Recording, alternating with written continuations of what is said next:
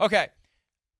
Trevor Lawrence was not injured as a result of any type of finable offense. As we mentioned earlier, his left tackle, and this is the definition of irony, they let the tackles leave a little early so they can keep the quarterback from getting hit, and the left tackle leaves early enough that he actually backs into the quarterback and steps on his ankle, and then when Trevor Lawrence fell down and got twisted all up under himself, and I wouldn't be surprised if he has a little bit of knee ligament damage given the way that he fell, although so many of these guys are ridiculously flexible and they pop right up. But it just was weird. It was like he got shot by a sniper. Oh, seriously. He fell so fast. It's like, what in the world happened there? Well, you see the tackle getting his ankle, and then he falls down on his leg.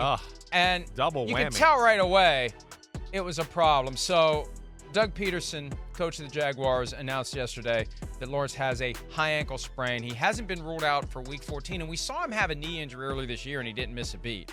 So this guy's a tough SOB. Yes, a lot of the players, most of the players, a high percentage of the players are tough, and they want to play, and they're going to do whatever they have to do to get out there and go, and they need him. No surgery required, according to Peterson. It was just Monday that Kenny Pickett of the Steelers had surgery to rectify a high ankle sprain, but not ruled out for Sunday at Cleveland, and then after that, Sunday Night Football, Ravens at Jaguars. 2 critical games. The final 3 are winnable by the Jaguars, as winnable as any game is in the NFL, because we know any given Sunday or Thursday or Saturday or whenever in the hell they play the games.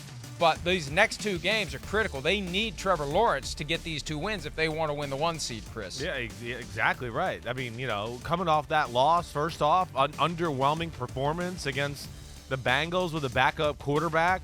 I mean, the Bengals offense goes up and down the field on the Jags defense, right? That's concerning. So you're thinking, man, the Jags offense, they better be able to, carry the load here. Are we about to get in a little bit of a, bad spot with the Jags D? Christian Kirk got hurt on the first play of the game. So now you're without a little extra firepower in the pass game. Concerning, right? Lose that game, a game I think we all thought they would win against Jake Browning and company. Now you're sitting there, well, you're 8-4, you lose another game. I mean, forget number 1 seed right now, Mike. I'm looking at them going, they better be careful, and there might be the number 7 seed by next week. By the end of next week, we come in on Monday talking about football. They might be the 7 seed. They might end up, being out of the playoff picture here after this 2-game run with the way things are so jumbled up in the AFC right now. I mean, the Houston Texans are a game back, and they're the 8th seed.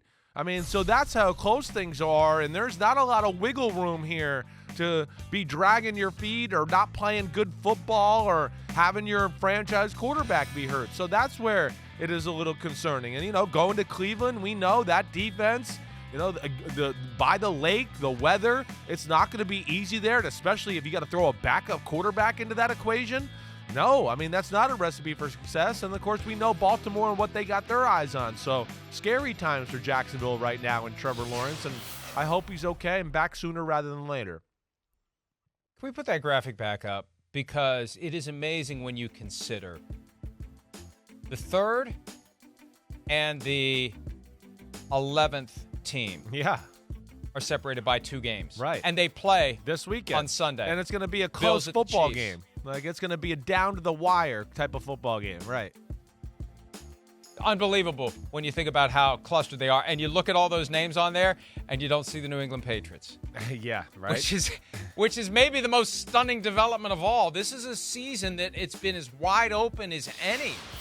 And the Patriots have struggled. I mean, this would be the classic opportunity for a Bill Belichick coach team to just kind of work its way through and pick off a win here and pick off a win there, and the next thing you know, they're in the playoffs, and he's cooking up some defensive scheme to stymie the opposing quarterback, and they grab a win, and then get killed by the 49ers in the Super Bowl. But they're not even anywhere close to the conversation.